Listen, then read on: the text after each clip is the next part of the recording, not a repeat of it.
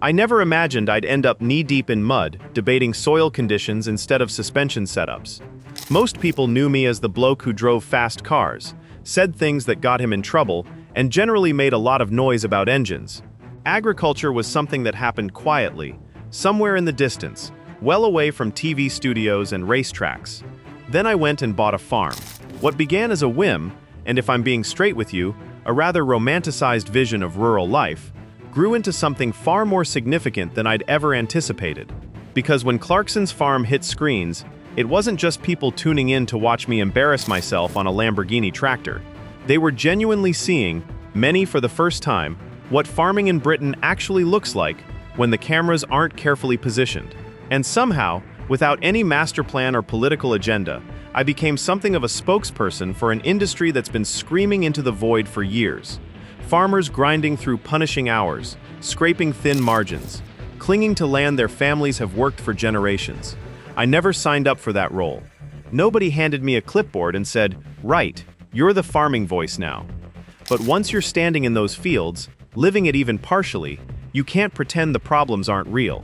So if you think farming is all rolling hills and therapeutic silence, keep watching, because the reality is considerably harder than the postcards suggest. I'd love to tell you the greatest drama on my farm involved a broken gearbox or an unexpected frost. But while I was losing sleep over crop yields, Westminster was losing sleep over something else entirely, a £20 billion gap in the national finances. And the solution they landed on involved farming land. The autumn budget brought with it changes to inheritance tax targeting agricultural assets valued above £1 million, stretching toward £3 million in certain circumstances. Government ministers insisted this would leave most family farms untouched, and that married couples in particular would retain the ability to pass land down without a crippling tax burden. Out here, though, that framing felt hollow, because farms may look impressive in a valuation spreadsheet. Acreage, machinery, outbuildings, livestock, but that figure rarely reflects what's sitting in a bank account. Most farmers are land-rich and cash-poor, which is a concept that seems to get consistently lost somewhere between the countryside and the corridors of power. So when this policy dropped, it didn't register as a technical adjustment to the tax code. It felt like someone had aimed a rifle directly at the family farm. Places that had weathered wars, economic crashes, and generations of uncertainty were suddenly looking very vulnerable indeed. Parliament, which had always felt like a distant concern, suddenly felt very close and very threatening. You know, a farming issue has crossed a serious line when the people who normally just quietly get on with it start making proper noise. These aren't natural protesters.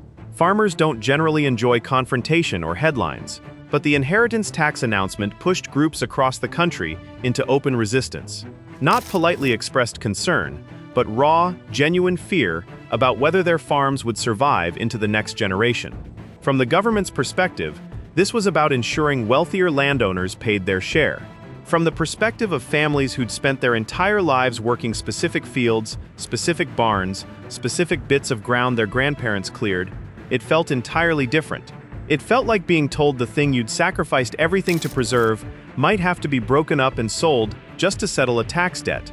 That's not modernization, that's dismantlement. Public opinion fractured quickly. Half the country thought farmers should stop complaining and contribute like everyone else. The other half saw an attack on rural heritage, and right in the eye of that storm, my name kept appearing whether I'd put it there or not. And of course, once I started speaking, the conversation shifted. Suddenly it wasn't just about policy, it was about me. And the number that followed me everywhere was £4.2 million, the purchase price of the farm. Overnight, I transformed in certain narratives from farming advocate to wealthy landowner with a convenient grievance. Old quotes resurfaced. The one that caused the most damage was a line I'd used about land being a shrewder investment than cash in the bank, and mentioning that the government wouldn't see a penny when I was gone. I said it. That part's true. What got left out was the admission I made later, that I'd used the tax angle because it played well, because it made a stronger headline. The honest version was simpler and less dramatic. I bought the farm because I liked the idea of it. The land, the shooting, the quad bikes, the whole rural fantasy. I was naive about what farming actually involved, but once a quote is loose in the world, nuance doesn't really travel with it. Those words were now being used as a crowbar to undermine everything I was saying on behalf of people who genuinely needed to be heard. So before you reach a verdict on any of this, stay with me. The story underneath British farming runs a lot deeper than one poorly framed sentence from a television presenter. Here's what's genuinely strange about all of it. I never wanted to be anyone's figurehead. That was never remotely the intention. I've said it repeatedly, and I mean it. This cause should be carried by farmers themselves, not by someone who still occasionally reverses a trailer into things it shouldn't touch. I'm not a real farmer. I play one on television with very mixed results. What I do think I can offer is a reporter's instinct, pointing a light at things that would otherwise stay dark, particularly things happening a long way from Westminster's version of reality. And one of the harder truths about filming on my own farm is that diddly squat doesn't actually show the worst of farming life. There's no genuine poverty visible there, but it exists close by. I'm surrounded by farmers running 2, 3, 400 acres, well above the thresholds being debated in Parliament, and they're barely keeping going. Not struggling to afford luxuries, struggling to stay in business. That's what deserves the spotlight, not my face. One of the most persistent myths about farming is that owning land means you're comfortable. I hear it constantly. You've got fields, buildings, equipment. What are you complaining about? And the numbers on paper can look substantial. Write down the acreage, plus the machinery, plus the structures, and you might whistle at the total. But paper wealth doesn't cover a fuel bill or a vet's invoice. British farming largely exists in that strange economic territory where you can be sitting on significant assets and still be unable to pay yourself at the end of the month. Some farmers don't draw a wage at all. Everything cycles back into keeping the operation alive. Feed, fertilizer, repairs, finance payments. Round and round. And for many, profit was never really the primary motivation anyway. These are places with deep roots. You grow up on this land.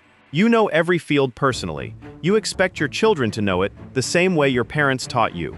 So when a policy threatens that transfer, not through incompetence or mismanagement, but through taxation, it doesn't feel administrative.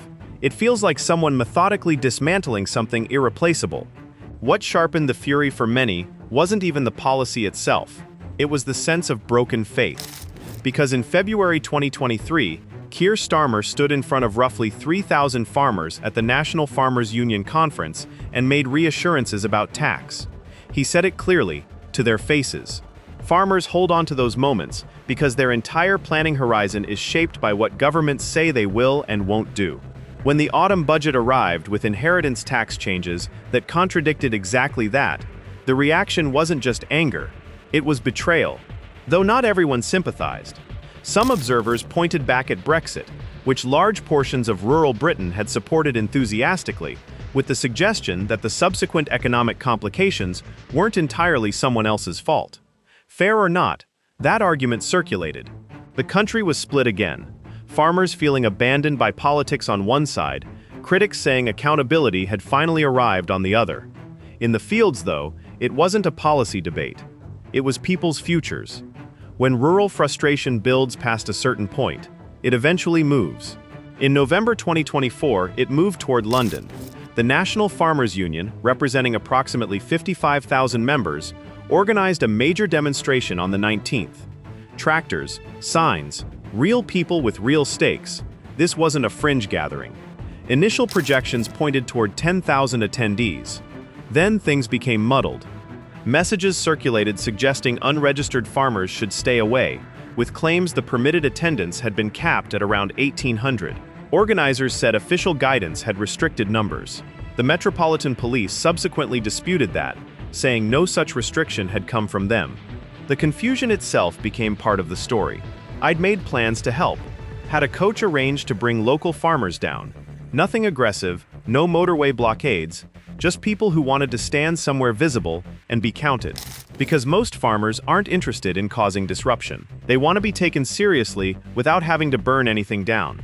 But the fact they were leaving farms mid-week to travel to the capital to make their point tells you how far beyond irritation things had gone. Once the protest hit London, the media machinery cranked up. Cameras, debates, opinion pieces. Suddenly farming was leading bulletins. And with that visibility came scrutiny of the protest, of its participants, and of those connected to me. Caleb Cooper, who viewers of the show will know well, had grown into one of the more compelling young voices in this conversation. Charlie Ireland, my land agent, understands the financial architecture of farming in ways most ministers genuinely don't. Both gave interviews laying out how the inheritance changes would affect working farms in practice. Not every appearance landed cleanly. One exchange on BBC Newsnight between Caleb and the interviewer grew visibly tense. The line of questioning frustrated him, and it showed on screen. Critics piled in. If I or those around me were going to position ourselves as farming's voice, we needed sharper arguments, not visible irritation. Others noted a certain irony in me criticizing protest movements, given my long-standing complaints about groups like Just Stop Oil blocking London roads. And then there was the BBC dimension. People pointing out I'd spent years building a career there before being removed. Suddenly, the debate had layers that had nothing to do with inheritance tax. Just as things were peaking, another moment landed badly. 2 days after the London protest, Keir Starmer posted photographs of himself alongside major global investors, including Bill Gates and representatives connected to BlackRock. The messaging focused on partnership, international investment, and establishing Britain as a leading destination for global capital. In a policy meeting that might read as straightforward economic positioning, in the countryside, it sparked something darker. Farmers already worried about being forced to sell land to cover tax bills now looked at those photographs and drew their own conclusions about who might be waiting to acquire that land. Then came reporting that around £500 million was being directed toward agricultural and farming projects overseas. Government representatives framed it as investment in global food security and scientific development that would eventually benefit Britain. Perhaps. But from where farmers were standing, attention and money appeared to be flowing outward, while their own fields remained very much under pressure.